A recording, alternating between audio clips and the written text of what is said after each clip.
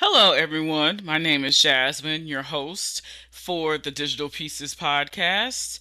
Let's get started with the episode. So, I want to make a quick disclaimer that no one was arrested in this story. So, I know the Digital Pieces looks at true crime, cyber, and education. I just want to make that quick disclaimer that no one was arrested, no one went to prison or jail, but I found this story very fascinating because it was the first known attack using passwords. So I wanted to share. So let's get started. Now, imagine the early days of computing when computer instructions were done using punch cards. Yes, punch cards. I'm sure that a large population of people who are in the computing field have never used punch cards. I know I am one of them. When I started my computer science journey, I had a desktop and a laptop, but for this story, punch cards are going to be very essential to the story. Now, let's go back to the 60s and do a little history. For instance, in 1961, MIT created the first computer password, and this password was needed for the Compatible Time Sharing System, or CTSS, and that's how I'm going to describe it here on out. So, CTSS was an inter-user messaging system that required each user to log in to use it. Now, I should mention that in the early days of computing with punch cards, resources were limited. So, users could use CTSS, but they had a maximum allotment of 4 hours a week. That was it. Can you imagine trying to complete your work in 4 hours for the entire week? Okay. Now, there was one problem with CTSS. It was not secure, meaning anyone with an account on the system could access other users' accounts. So, in 1962, a PhD student and researcher, Alan Shearer, used the lack of security to his advantage. See, he was working on his research and he's like, listen, 4 hours a week is not enough time for me to do all of my work. I need more time. So, what did he do? He stole his coworkers' passwords. And you may be wondering, okay, Jasmine, you said punch cards, they only have 4 hours a week. How was he able to steal passwords? I know you said it wasn't secure, but how did he do it? Well, he did something that most people nowadays do not do. He read the pamphlet that came with CTSS. Pamphlets, instructions, who reads that? Most people don't. They're just like, oh, okay, I'll just figure it out. YOLO, figure it out on my own. But Alan here actually read the pamphlet, and deep inside the pamphlet were instructions that, hey, if you want access or if you want the contents of any files, all you have to do is create a request using a punch card, and we as in CTSS, will provide the contents of that file. So Alan was like, okay, well, let me see if this will work. So one Friday night, he decides to create the request, and he's like, hey, CTSS, I'm creating this request and I want the password file and I'm going to use this punch card. Give it to me. So he made the request that Friday night, went home early Saturday morning the next day. He came back and what do you know?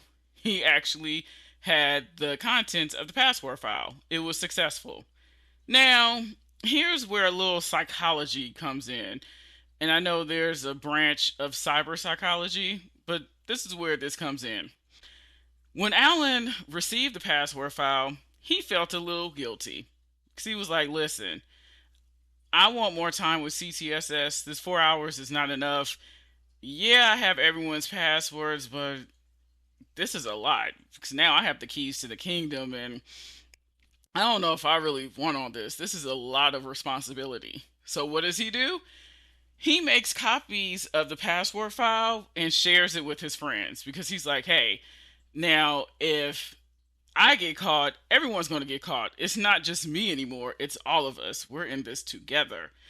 And so he was able, him and his friends were able to log into other users' accounts, and Alan did this to increase his time to use the CTSS system for more than the 4 hours a week. Now, as I said in the beginning, he did not go to jail, he did not go to prison. He just used what was lacking. The CTSS system did not have security because I'm sure the designers did not think, hey, someone will actually request the password file and then use it for nefarious reasons. You may be wondering, okay, Jasmine, why did you pick this? If this is supposed to be true crime and all of the things, I picked this because it was interesting. Because as I titled this episode, password, it's always the password. Passwords are always the problem. So it's interesting to see from 1962 to 2026 how passwords can be used to do bad things, right? So in the early days of computing, passwords were just very simple: 1234, Apple, Orange, the name of a pet, Missy, things that were very easy for people to remember because why would you think someone will actually try to log into your account, right? It's just really interesting to see how passwords all these years later are still the issue. Now you may be wondering, okay, Jasmine, so if you're saying like you should not use like simple passwords, what should you use? Good question. Passwords should be long. You'll notice now that when creating a password, I know I've seen some where passwords need to be 12, at least 12 characters in length. I've seen some that are 16 characters. And the reason why that is because the longer the password, the harder it takes a computer or whatever to crack it. So, one is you want to have a password that has some length to it. Two, you want to have a password that is alphanumeric. So, what does that mean? You want a password that has letters and numbers because, again, that adds on to time to crack your passwords. You also want to add symbols and things of that nature to make your password harder to crack. A common theme is to think of a catchphrase or a phrase that you know and use that as your password. Again, you want it long, so it will take a cracker longer to crack it. Things that you do not want is 1234, Apple, words in the dictionary. Those are easy to crack. So you actually want to make a password cracker work for it. So it's like if they get your password, it's like, wow, I really, really had to work for it. I know I've seen things now of using a passkey. I haven't switched over yet. If you have, please let me know how you like it. I, I still have passwords. You should not repeat passwords.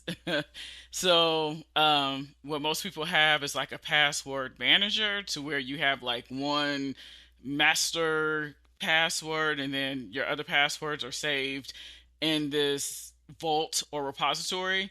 The problem with your password manager is if you forget that master password, you can't get into your other passwords. So just keep that in mind. You should never write down passwords. I know people who do that where they're like, hey, this password is super confusing. Let me write it down. Yeah, don't do that because then if someone comes and they can look and they're like, oh, this is your password, and they can write it down and they can log into your account.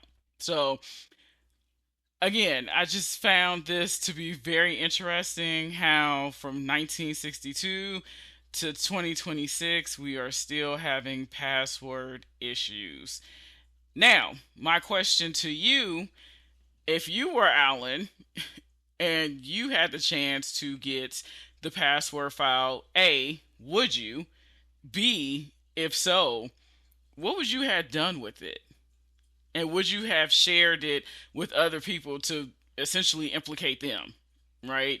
What would you have done? Would you have just printed the passwords and just kind of kept it for safekeeping, or would you have used the mode that Alan did and was like, no, I'm using these passwords because I need more time. So I'm curious to hear more your thoughts in the comments or on social media. And that is the end of this episode. Thank you so much for listening and have a good day. Bye.